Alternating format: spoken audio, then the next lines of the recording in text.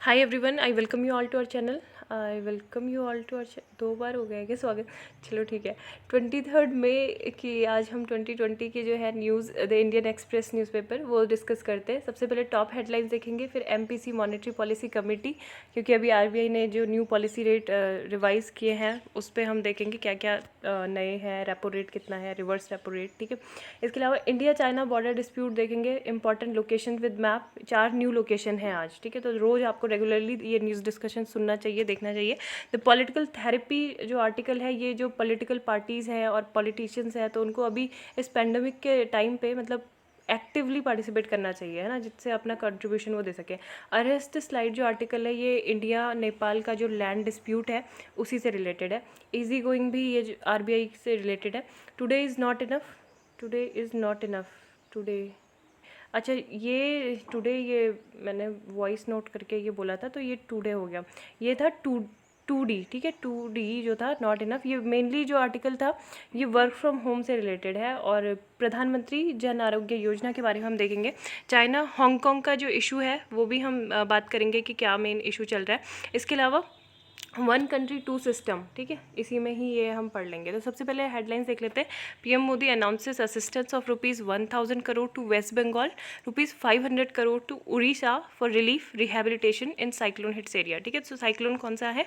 Amphan, और क्या था, कैटेगरी 5 का ये साइक्लोन था, ठीक है। कैटेगरी 5 का, कैटेगरी वाइज होते हैं ना साइक्लोन, कैटेगरी 4 का जो होता है सीवियर साइक्लोन होता है, ये सुपर साइक्लोन था, सुपर साइक्लोन। और इन जो साइक्लोन्स होते हैं इनको जो सेफरसन सिम्पसन जो स्केल होता है तो उससे मेजर किया जाता है कि इनकी जो स्टॉर्म जो इंटेंसिटी है वो कितनी होगी, ठीक है। तो ये कुछ न्यू चीज़ मैंने मतलब आज ऐड की है। बाकी तो आपको सब पता है कि 8 कंट्री जो है रिलीज़ करती है, रोटेशनल वाइज इनकी नेमिंग होती है। अभी जो अम्फान है, अम्फान का नाम किसने रखा है? थाईलैंड ने, है ना। इसके बाद के जो आगे के 2 होंगे इंडिया के द्वारा गति, निशाग्र जो है बांग्लादेश के द्वारा। और टीम भी बनाई गई है जो हमारे अगर कंट्रीज़ की बात करें तो डिस्ट्रिक्ट लेवल पे है, स्टेट लेवल पे है और नेशनल लेवल पे है ना। तो डिस्ट्रिक्ट लेवल पे डिस्ट्रिक्ट डिज़ास्टर मैनेजमेंट अथॉरिटी जिसको डीएम हेड करते हैं, और स्टेट लेवल पर स्टेट डिज़ास्टर मैनेजमेंट अथॉरिटी जिसको सीएम, और नेशनल लेवल पर नेशनल डिज़ास्टर मैनेजमेंट अथॉरिटी जिसको पीएम हेड करते हैं। तो ये कुछ इंपॉर्टेंट न्यूज़ थी।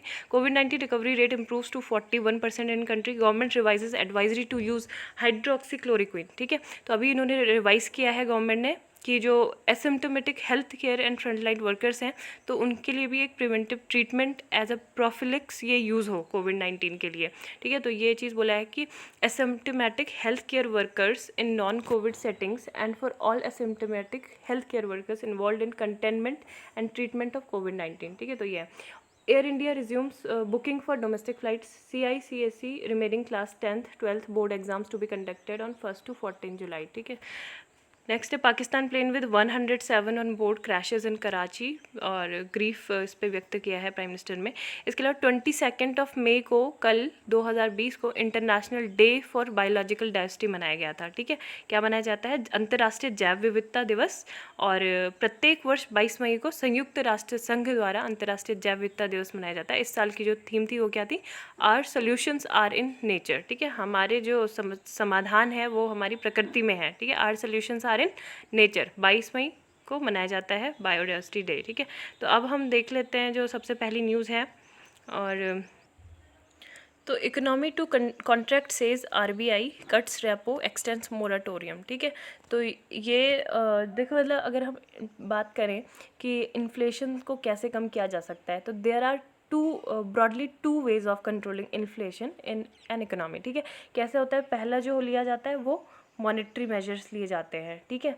दूसरे टाइप का जो तरीका है वो क्या है? फिस्कल मेजर्स लिए जाते हैं।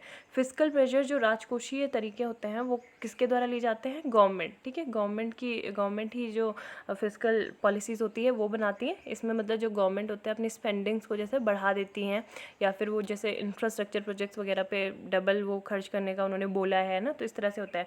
जो पॉलिसी मॉनेटरी पॉलिसी मेजर्स होते हैं वो आरबीआई के द्वारा लिए जाते हैं, ठीक है। आरबीआई, अब आरबीआई ने क्या किया था? आरबीआई मतलब सेंट्रल उस टाइम पे जो केंद्रीय सरकार है तो उन्होंने 2016 में एक समिति गठित की थी, ठीक है। तो उसका नाम क्या था? मॉनेटरी पॉलिसी कमेटी, तो आरबीआई एक्ट जो 1934 का था, इसमें ये अमेंडमेंट करके इस कमेटी को बनाया गया था, जिसमें आपको मेनली पता होना चाहिए कि 6 मेंबर होते हैं इसके, और 6 मेंबर इनमें से 3 जो होते हैं वो आरबीआई से होते हैं, बाकी के जो होते हैं 3 जो उसको आरबीआई अपॉइंट करता है, और मतलब वो सेंट्रल गवर्नमेंट के साइड से होते हैं, ठीक है, नॉन आरबीआई के। और जो इसका चेयरमैन होता है वो कौन होता है? आरबीआई ही होते हैं, जो प्रेजेंट आरबीआई के जो चेयरमैन रहते हैं वही इसके होते हैं। तो अब कॉन्ट्रैक्ट्स तो कट्स रेपो रेट किया है, और मोराटोरियम आपने ये बार बार सुना होगा न्यूज़ में, ये होता क्या है तो ये बता देती हूँ। मोराटोरियम मतलब उस टाइम पीरियड को कहते हैं जिसके लिए आपको कर्ज पर आपने जो ईएमआई है उसका पेमेंट नहीं करना पड़ता है, ठीक है। मतलब इस वाले जो टाइम पीरियड है इसको आप में जिस दौरान आपने मतलब कर्ज लिया है और ईएमआई का आपको पेमेंट नहीं करना पड़ रहा है, तो एक तरह से आपको ब्रेक ये दिया जा रहा है, ब्रेक, ताकि आपके जो भी मतलब फिनेंशियली रूप से आप मतलब अगर स्टेबल नहीं हो, कुछ डिफ़िकल्टीज फेस कर रहे हो, तो आपको इससे थोड़ा हेल्प मिल जाए कि आपका एक तरह से ईएमआई हॉलीडे जो ब्रेक है ये हो जाता है, ठीक है। इसको ईएमआई हॉलीडे भी बोला जाता है, तो ये चीज़ है। इसके अलावा टर्म लोन क्या होता है? टर्म लोन जैसे कि आप जॉब कर रहे हैं, आपने घर खरीदा, तो घर खरीदने के लिए पैसे चाहिए, लोन चाहिए, ठीक है। फिर कार भी रखनी है, तो कार भी खरीदने के लिए आपको पैसे चाहिए, तो ये सारी आपकी इन सारी ज़रूरतों को पूरा करता है लोन। इसके अलावा कुछ जैसे छोटी फर्म्स वगैरह होती हैं, तो वो भी क्या करते हैं, अपने बिज़नेस को एक्सपेंड करने के लिए बैंकों से कर्ज लेते हैं, ठीक है। तो अपनी ज़रूरत के हिसाब से आप इसको शॉर्ट टर्म और लॉन्ग टर्म के लिए कोई भी मतलब ले सकता है। इसके अलावा ये जो रेपो रेट है, ठीक है, तो रेपो रेट क्या होता है? रेपो रेट मतलब एक ऐसा रेट होता है जिस पर बैंक जो होते हैं आरबीआई से लोन लेते हैं, ठीक है। तो आरबीआई लोन देता है विभिन्न बैंकों पर जितना उन्होंने रेपो रेट फिक्स किया रहता है, ठीक है। तो यही चीज़ है कि अभी जो ये रेपो रेट है ये कम किया गया है। और अगर देखो तो आपने बहुत टाइम सुना होगा कि रेपो रेट जो है 25 बेसिस पॉइंट जो है इंक्रीज़ कर दिया गया है ना। तो इंक्रीज़ करने का मतलब तो ये होता है कि बैंक जो आरबीआई से मतलब जितने भी बैंक हैं, ठीक है, तो उनको क्या मिलेगा? लोन महंगा मिलेगा, है ना। तो अगर मतलब जितने भी इंडिविजुअल्स हैं या फिर कंपनियां हैं तो उनको लोन महंगा मिलेगा, तो ऑब्वियसली तब वो क्यों लेंगे? इतना महंगा लोन लेने पे वो कतराएंगे, है ना। तो कम पैसा होगा तो कम चीज़ें होंगी, जिससे क्या होगी? डिमांड भी कम होगी। लेकिन इसका ठीक आप अपोजिट कर दो, ठीक है, रिवर्स कर दो कि अगर रेपो रेट को अगर कम कर दिया है 40 बेसिस पॉइंट्स, तो तब इससे क्या होगा? बैंक्स जो हैं आरबीआई से लोन उन्हें सस्ता मिलेगा, ठीक है। तो इससे ज़्यादा से ज़्यादा जो कस्टमर्स हैं, कंज्यूमर्स हैं, कंपनियां हैं, तो उनको क्या मिलेगा? लोन मिलेगा, और वो क्या करेंगे? ज़्यादा पैसा होगा तो ज़्यादा चीज़ें खरीदने की मांग बढ़ेगी, जिससे, है ना। तो ये सारा एक तरह से इक्विलिब्रियम बढ़ा है। तो ये मैंने आपको थोड़ा कंसेप्ट बताया है कि ये क्या है। तो अभी आपको पता होगा कि जो मेन ये न्यूज़ है, होम लोन, पर्सनल लोन और जो भी व्हीकल के लिए जो ईएमआई जो लोग चुकाते हैं, तो आरबीआई ने उनको राहत दे दी है कि अब जून, जुलाई और अगस्त की जो ईएमआई है वो होल्ड कर सकते हैं, ठीक है। लॉकडाउन की वजह से क्या था? मॉरेटोरियम, और दूसरी जो राहतें 3 महीने तक ये और बढ़ाई जा रही हैं, ठीक है। तो यही चीज़ें हैं। और एक बार मैं वो भी दिखा देती हूँ आपको। तो ये है macro economic impact of virus more severe then expected, RBI का ऐसा कहना है। रेपो रेट को स्लैश किया गया है 40 बेसिस पॉइंट से, ठीक है, 4.4% कर दिया गया है। तो 4% जो अभी आपका न्यू रेपो रेट है ये आपको याद रखना है। The rate at which the RBI lends funds with security, and 3.335% जो है आपका क्या है? न्यू रिवर्स रेपो रेट, ठीक है। रिवर्स रेपो रेट क्या होता है? Rate at which RBI borrows from banks, ठीक है, जो आरबीआई बोरो करता है बैंक से। एंड 4.65% आपका है बैंक रेट, ठीक है। बैंक रेट अब से क्या है आपका? 4.65%, the rate at which RBI land short term funds to banks and securities, ठीक है। तो यही चीज़ बस इसमें जानना जरूरी है। अब आज की जो दूसरी न्यूज़ है वो हम देख लेते हैं, ठीक है। तो Chinese troops focuses on 4 LAC location, test new areas in Ladakh, ठीक है। तो ये चीज़ है। 80% of Chinese transgression across the line of actual control since 2000 have taken place. मतलब हम काफ़ी सारे सेक्टर जो है हमने बार बार डिस्कस किए हैं कि एक वेस्टर्न सेक्टर है, एक मिडिल सेक्टर है जिसको सेंट्रल सेक्टर भी बोल रहे हैं, ठीक है, और एक क्या है आपका ईस्टर्न सेक्टर। तो सबसे ज़्यादा जो इन्फिल्ट्रेशन, जो ट्रांसग्रेशन चाइना के द्वारा हुए हैं वो किस वाले रीजन में हुए? वेस्टर्न सेक्टर में, ठीक है। वेस्टर्न सेक्टर मैंने आपको बताया है कि कौन सा वाला सेक्टर है, जहाँ पे जम्मू कश्मीर से और हिमाचल प्रदेश वाला, ठीक है। मिडिल सेक्टर आपका हिमाचल प्रदेश से यूके, एंड आपका ईस्टर्न सेक्टर हो गया सिक्किम टू अरुणाचल प्रदेश, ठीक है। तो सबसे ज़्यादा यहाँ पे हो रहे हैं। अब ये देख लेते हैं, along with Pongsong, where Indian and Chinese troops came to blows earlier this month. Trig Heights and Bruts, मतलब whatever you can say, Bruts have witnessed 2/3 of the total transgression across the LAC. New areas of Chinese forays into Indian territory have come up in 2019. तो यहाँ पे ये दौलत टैंगो area है opposite डोमचले suddenly saw 54 Chinese transgression यहाँ पे 2019 में देखने को मिला है। अभी इस पर एक लंबा चौड़ा एक आर्टिकल भी है, किसी का इंटरव्यू है, तो वो भी हम पढ़ेंगे। काफ़ी अच्छे तरीके से उन्होंने बताया कि ट्रांसग्रेशन एग्जैक्टली होता क्या है, कितनी बार हुआ है, सबसे ज़्यादा कहाँ पे हुआ है, क्यों है। In the eastern sector the highest number of transgression by the Chinese 14% जो ट्रांसग्रेशन हुए हैं वो दीचू एरिया मैदान रिज में हुए हैं, ठीक है। और अगर हम ईस्टर्न सेक्टर की बात करें, जो कि नाकुला, मैंने बताया था नाकुला कहाँ पे पड़ता है, नॉर्दर्न सिक्किम के पास में, तो वो ईस्टर्न सेक्टर में आ गया ना। तो ईस्टर्न सेक्टर में सबसे कम जो ट्रांसग्रेशन है वो देखने को मिल रहा है, ठीक है। अब हम देख लेते हैं जस्ट फॉर क्लैरिटी, क्योंकि कुछ लोग पहली बार ही देखते हैं न्यूज़, तो उनके लिए ये वेस्टर्न सेक्टर है जो कि 2150 किलोमीटर का हम क्लेम करते हैं, ठीक है। जम्मू कश्मीर टू हिमाचल प्रदेश यहाँ पे आपको दिख रहा है। और उसके बाद क्या है, मिडिल सेक्टर, ठीक है, हिमाचल प्रदेश टू उत्तराखंड। उसके बाद ईस्टर्न सेक्टर जो क्या है हिमाचल सिक्किम और अरुणाचल प्रदेश, ठीक है। तो ये चीज़ें मतलब इनकी क्लैरिटी होनी चाहिए। तो यहाँ पे अभी क्या है, सबसे ज़्यादा जो ट्रांसग्रेशन बोला जा रहा है वो यहाँ पे ही क्यों होते हैं, वेस्टर्न सेक्टर में। यहाँ पे आपको बताया ना मैंने, पांगसोंग जो लेक है उसकी मैंने लोकेशन बताई थी। तो 135 किलोमीटर की जो लॉन्ग लेक है, तो यहाँ पे बोला जाता है कि 1/3 जो है, 1/3 ऑफ इस टोटल जो है लेक, तो वो क्या है, कंट्रोल्ड बाय इंडिया, ठीक है। तो ये बोला जाता है इंडिया के द्वारा कंट्रोल की गई है, मतलब 25% यहाँ पे ट्रांसग्रेशन हुए हैं चाइना के द्वारा, ठीक है। तो अब यहाँ पे ही क्यों हो रहे हैं, देखो, क्योंकि पैंगवॉन जो लेक है ना, ये एक लेक है, मतलब बाकी जो जगह है वो तो क्या है, वहाँ पे फिक्स लैंड बॉर्डर है। जैसे गलवान है तो वहाँ पे दोनों के बीच में अग्रीमेंट है कि ठीक है, यहाँ पे मतलब हम इतना आपका एरिया इतना हमारा है, यहाँ से इधर उधर नहीं जाना है, ठीक है। बाकी ये जो लेक होती है ये क्या होती है, ये तो फ्लो करती रहती है ना, तो ये अपना रूट चेंज करती है, इसलिए हमेशा वहाँ से इनका क्या होता है, इनके बीच में एल्ट्रिकेशन होते रहते हैं।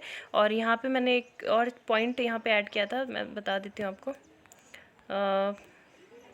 अंतर्राष्ट्रीय कानूनों के अनुसार किसी नदी के मार्ग में परिवर्तन होता है तो अंतर्राष्ट्रीय सीमा का निर्धारण नदी के मार्ग में बदलाव के स्वरूप के आधार पर किया जाता है, ठीक है। आई होप आपको हिंदी समझ आ रही होगी कि अच्छी, मतलब नदी मार्ग में आकस्मिक बदलाव, ठीक है। एवल्जन हो तो अंतर्राष्ट्रीय सीमा अपरिवर्तित रहती है, यदि नदी मार्ग में बदलाव धीरे धीरे हो तो एक्रेशन, तो सीमा उसके अनुसार परिवर्तित होती है, ठीक है। तो ये बहुत इंपॉर्टेंट ये लाइन है, आप इसको मतलब दिमाग में रख लीजिएगा कि जो अंतर्राष्ट्रीय सीमा इंटरनेशनल बॉर्डर है तो उनका निर्धारण भी कैसे होता है नदी के। अब मतलब इसका कोई वो नहीं है ना कि कब पैंगसोंग लेक किधर को जाएगी, कब क्या जाएगी, तो इस वजह से यहाँ पे होता रहता है ना।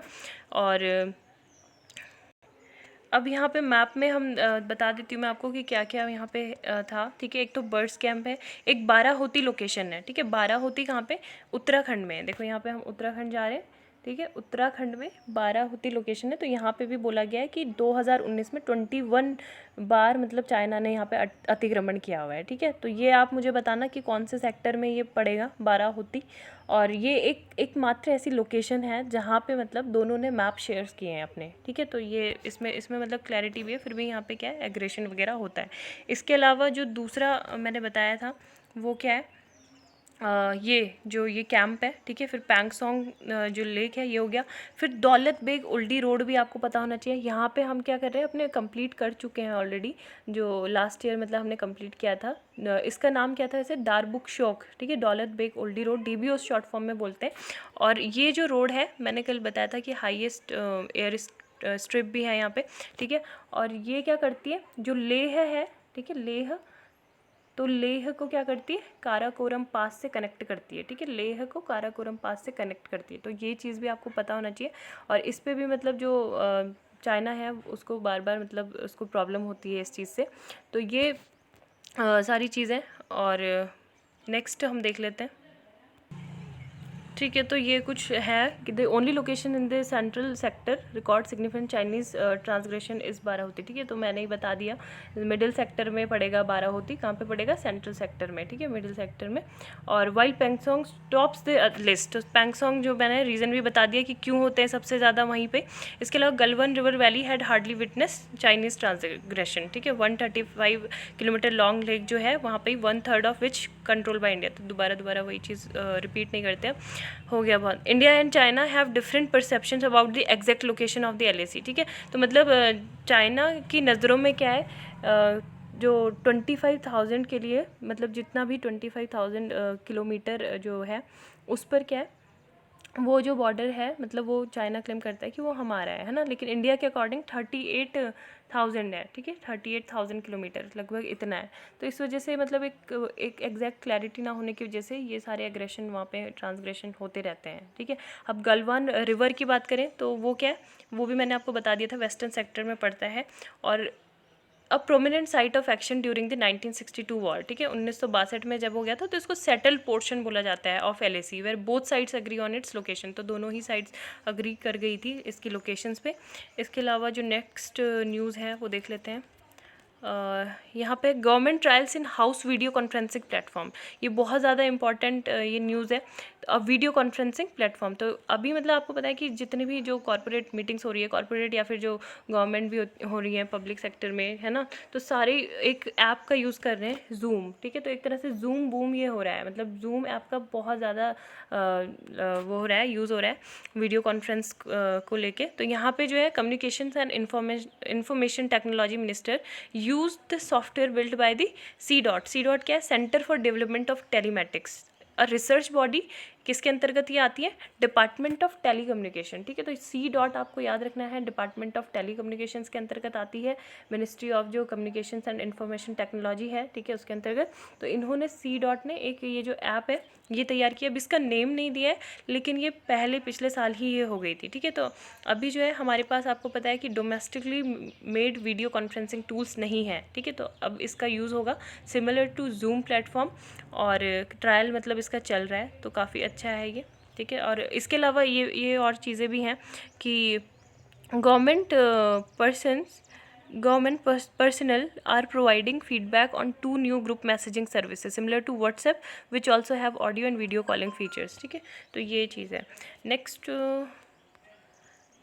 द पॉलिटिकल थेरेपी, तो यहाँ पे इन्होंने जो आर्टिकल लिखा है वो ये लिखा है कि जो पैंडमिक है तो इसके बीच में politics needs to be resume in its core sense, politicians parties need to connect with people.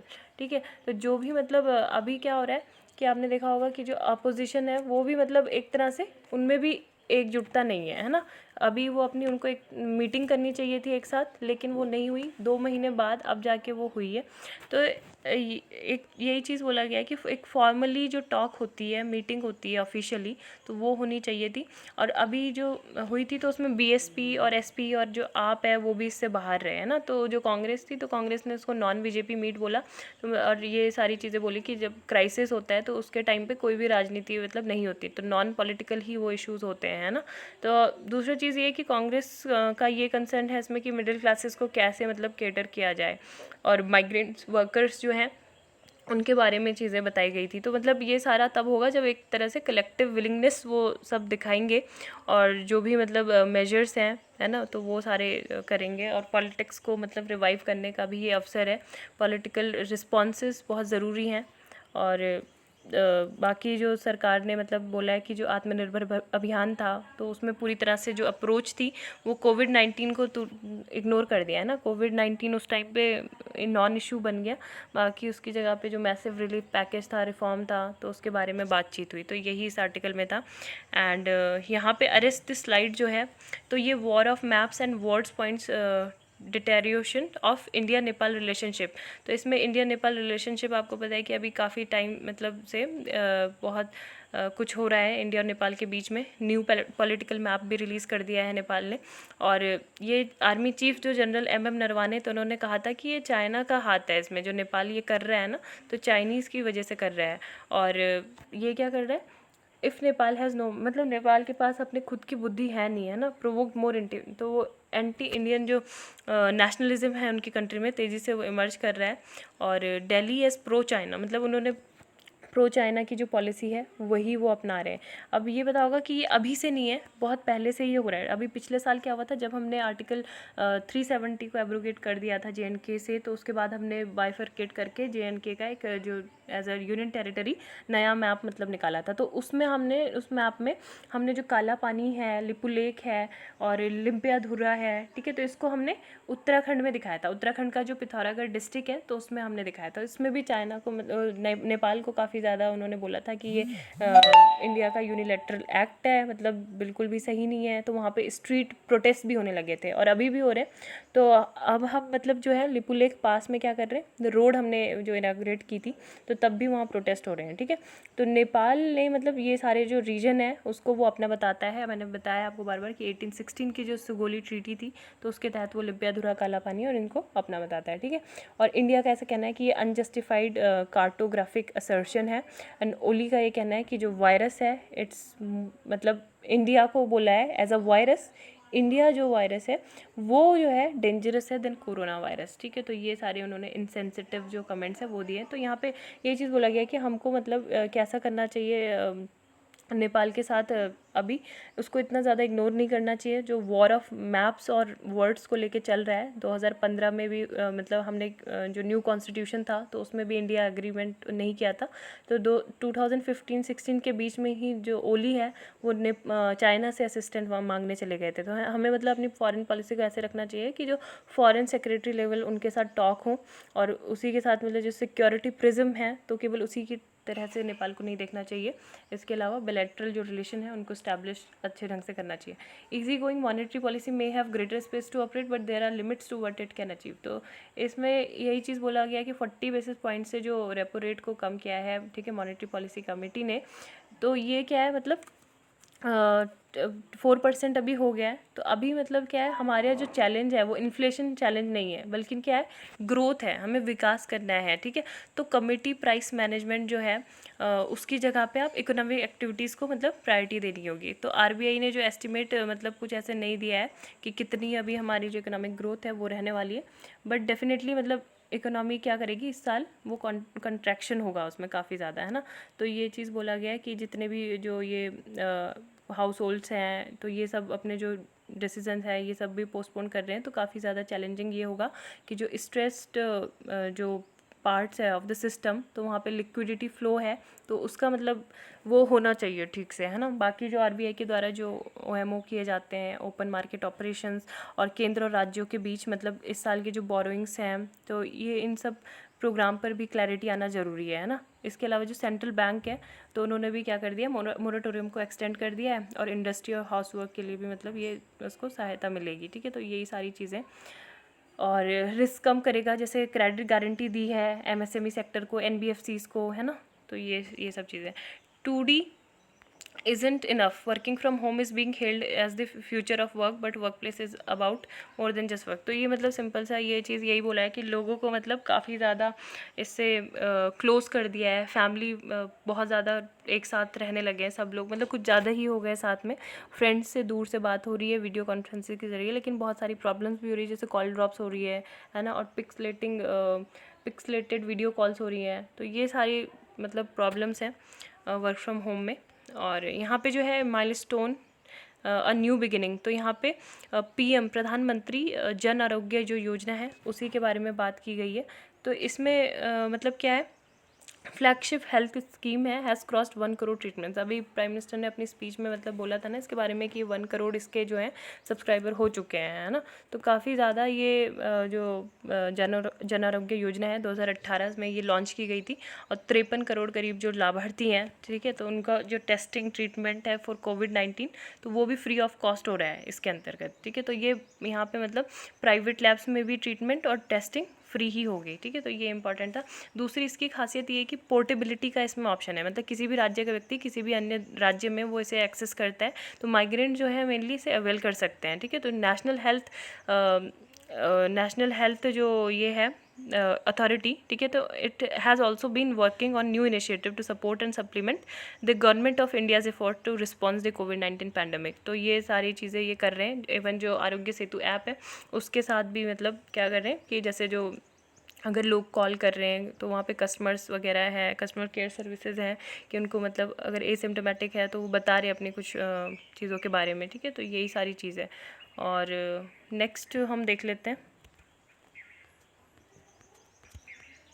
हाँ, तो एक और ये आर्टिकल था WHO रिस्पॉन्स अंडर रिव्यू। तो वर्ल्ड हेल्थ असेंबली, अभी आपको रिसेंटली पता है कि जो एग्जीक्यूटिव बोर्ड है WHO का, तो 147 जो सेशन हुआ था, तो यहाँ पे हर्षवर्धन जी को, ठीक है, हेल्थ मिनिस्टर डॉक्टर हर्षवर्धन जी को डॉक्टर हिरोकी नाकातनी ऑफ जापान की जगह पे मतलब रिप्लेस करके चेयरमैन बना दिया गया था, ठीक है, 34 मेंबर बोर्ड। तो अभी इन्होंने पूछा गया है इनसे कि why has WHO response come under question. तो अब क्योंकि जो वर्ल्ड हेल्थ असेंबली थी को sponsored by 122 countries including India, तो इन्होंने एक कंसेंसस अडॉप्ट किया विदाउट अ वोट, है ना। तो ये जो रिजोल्यूशन था ये क्या था, एक सिस्टमेटिक रिव्यू होना चाहिए, process of impartial independent and comprehensive evolution होना चाहिए कि जो कोरोना वायरस है वो कहाँ से आया, कि जूनोटिक था या नहीं था, इसका ओरिजिन क्या था, है ना। तो इन्होंने यही चीज़ बोला है। और साथ में जो IHR है यानी कि इंटरनेशनल हेल्थ रेगुलेशन है, तो ये क्या है, लीडिंग इंटरनेशनल एग्रीमेंट है इन्फेक्शियस डिजीज़ पे और अदर सीरियस डिजीज़ पे, ठीक है। तो WHO के द्वारा ये अडॉप्ट किया गया था 2005 में। IHR जो है काफ़ी ज़्यादा जो चैलेंजेस हैं, इन्फॉर्मेशन है नॉन गवर्नमेंटल सोर्सेज से, वेरिफिकेशन है फ्रॉम गवर्नमेंट सच इन्फॉर्मेशन, तो ये सारी चीज़ें वो करता है, ठीक है। How effectively has WHO responded earlier in the global outbreak. तो यही चीज़ बोला है, जब सार्स हुआ था तब मतलब इन्होंने किया था रिस्पॉन्ड, जो ट्रैवल था उस पर बैन लगा दिया था। 2007 में H1N1 इन्फ्लुएंजा स्प्रेड हुआ था, ठीक है, 2009 में। तो उस टाइम पे भी मतलब काफ़ी सारी चीज़ें की थी। फिर इबोला आउटब्रेक को मतलब ठीक से टैकल नहीं कर पाए थे जब 2014 में हुआ था, और काफ़ी ज़्यादा मतलब ये था। तो अभी यही चीज़ बोला गया है कि मतलब जो चर्चिल ने बोला है, वाई वेस्ट अ क्राइसिस, है ना। तो India must use this opportunity to further in place the global high table. तो मतलब जो भी WHO में जो बुराइयां हैं, कमियां हैं, उसको हम रिविटलाइज कर सकते हैं, रिफॉर्म कर सकते हैं। Chinese transgression over the year, तो इसमें यही सारी चीज़ें हैं। ट्रांसग्रेशन क्या होता है, वट एग्जैक्टली है Chinese transgression, recorded in Indian border forces in area either the army or the ITBP are reasonably certain that the Chinese soldiers had crossed over the Indian side of the line of control, ठीक है। तो line of control के जो side आते हैं वही है Chinese, मतलब वो लैंड के थ्रू भी हो सकता है, एयर के थ्रू भी, वाटर्स के थ्रू भी। अभी जैसे पैंगसोंग है तो वाटर के through can be recorded official set, ठीक है। तो जैसे अगर वो आते हैं तो वहाँ पे कुछ बिस्किट पैकेट्स वगैरह, रैपर्स वगैरह गिरे होते हैं, तो ये सारी चीज़ें भी डिनोट करती है कि ये एग्रेशन, ट्रांसग्रेशन हुआ है। What does the Indian side of LAC means, तो यही चीज़ है कि फुली तो डिमार्केट नहीं किया है अभी LAC को, तो except for the middle sector even a mutual exchange of map about, ये सारे मतलब हम पढ़ ही चुके हैं। What are the various sector on the India China border, तो ये आपको क्लैरिटी अब बहुत बार हो गई होगी, ठीक है। इसके अलावा do the higher number of Chinese transgression matter, तो इतना तो नहीं है, लेकिन अभी जो 73 डेज़ का जो डोकलम स्टैंड ऑफ हुआ था सिक्किम, भूटान और इंडिया ट्रांजैक्शन है, तो वही ज़्यादा वो था, सबसे ज़्यादा 2017 का। इसके अलावा मोदी और शी जिनपिंग की 2018 में वुहान में भी मीटिंग हुई थी, ठीक है। तो उसके बाद भी ऐसा नहीं हुआ कि ट्रांसग्रेशन कम हो गए, वो तभी भी होते रहे। Beside tension Nakula in Sikkim and Galwan river Pangongs in Ladakh, Indians have been worried about the Nepal government recent. तो हमारे लिए मतलब एक तरह से तो ये हो रहा है, दूसरी तरह से नेपाल को भी हमें देखना है ना। Hong Kong open slam security law, तो ये जो चाइना का एक मूव है जो नेशनल सिक्योरिटी लेजिस्लेशन है इन द सेमी, ठीक है। तो चाइना मतलब क्या बोलता है हांगकॉन्ग को, semi autonomous territory. Semi autonomous territory मतलब उनका मतलब वहाँ पे पूरी तरह से क्या सिस्टम है, वन चाइना टू सिस्टम, ठीक है, या फिर वन कंट्री टू सिस्टम है। तो इसमें मेनली जो हांगकॉन्ग है और मकाऊ है वो आता है, ठीक है। तो ये जो चाइना है, आपको पता है चाइना में तो कम्युनिज्म है, लेकिन जो हांगकॉन्ग है वहाँ पे एक तरह से सरकार है, जैसे मतलब वो प्रोटेस्ट करने का भी उनको राइट है। तो एक तरह से ये जो लॉ ला रहे हैं नेशनल सिक्योरिटी लेजिस्लेशन, तो ये वहाँ की मतलब बहुत सारी जो मीडिया है, ह्यूमन राइट्स है एक्टिविस्ट, तो उनको क्या करेगा, उन पे मतलब बैन कर देगा एक तरह से। तो डायरेक्टली टेकिंग कंट्रोल चाइना कर रहा है। They are trying to ban every organization in Hong Kong who dares to speak out against the communist party, ठीक है। तो ये चीज़ इंपॉर्टेंट है। और हांगकॉन्ग आपको पता होना चाहिए कि इसको SAR भी बोला जाता है, ठीक है। SAR मतलब क्या होता है, SAR या फिर सेमी ऑटोनोमस रीजन। तो SAR क्या हो गया, स्पेशल एडमिनिस्ट्रेटिव रीजन, ठीक है। और यहाँ का क्योंकि अपना इनका खुद का डॉलर होता है और खुद की करेंसी होती है, खुद का पासपोर्ट होता है। ऐसा नहीं है कि अगर चाइना से आपको हांगकांग जाना है तो ऐसे ही चलेगा, ठीक है। तो काफ़ी मतलब ये सब परमिशन लेने के बाद तब जाना पड़ता है। तो यहाँ पे क्या हुआ था, काफ़ी लंबे टाइम से ये यूनाइटेड किंगडम के पास था, 1990 ईयर्स तक मतलब लीज पर था। फिर यूके ने चाइना को ही लौटाया था। कब लौटाया था? 1 जुलाई 1997 को, ठीक है। 1 जुलाई 1997 को चाइना को लौटाया था। फिर जो क्या जो मकाऊ है, ठीक है, वो भी लौटाया था। तो इसी टाइम पे मतलब इसने चाइना ने SAR इसको घोषित कर दिया था, ठीक है। तो 50 साल के लिए यहाँ पे जो मिनी कॉन्स्टिट्यूशन है, यानी कि 2047 तक ये चलेगा हांगकांग में, और मकाऊ में भी 2045 तक ये कॉन्स्टिट्यूशन चलेगा। तो इसी में अभी यहाँ पे बहुत सारे इश्यूज आते हैं। अभी एक ही लेक्चर में वो सारे तो मैं बता नहीं सकती, बट फिर भी है ना, जैसे कि एक एक्स्ट्राडिशन जो लॉ था तो उसके ऊपर कंट्रोवर्सी थी, है ना। तो यही सारी चीज़ें। और लोकेशन भी दिखा देती मैं, बट बहुत हो, लोकेशन भी एक बार देख ही लेते हैं हम, ठीक है। तो यहाँ पे ये कल मैंने साउथ चाइना सी के बारे में बताया था, ठीक है, जो बहुत डिस्प्यूटेड है, पार्शियल स्पार्टले स्कार्बोरो शोल। यहाँ पे ताइवान है, ठीक है। और यहाँ पे आपको मिलेगा ये हांगकांग, ठीक है। तो हांगकांग है, इसी के पास में यहाँ पे क्या है, ये मकाओ है, ठीक है। तो ये दोनों रीजन है, और यहीं पे क्या होता है, ये वन कंट्री टू सिस्टम वाली अप्रोच है, ठीक है। तो आज के लिए बस इतना ही। उम्मीद है आपको लेक्चर पसंद आया होगा। प्लीज़ लाइक करें, शेयर करें, सब्सक्राइब करें। Thank you, have a nice day.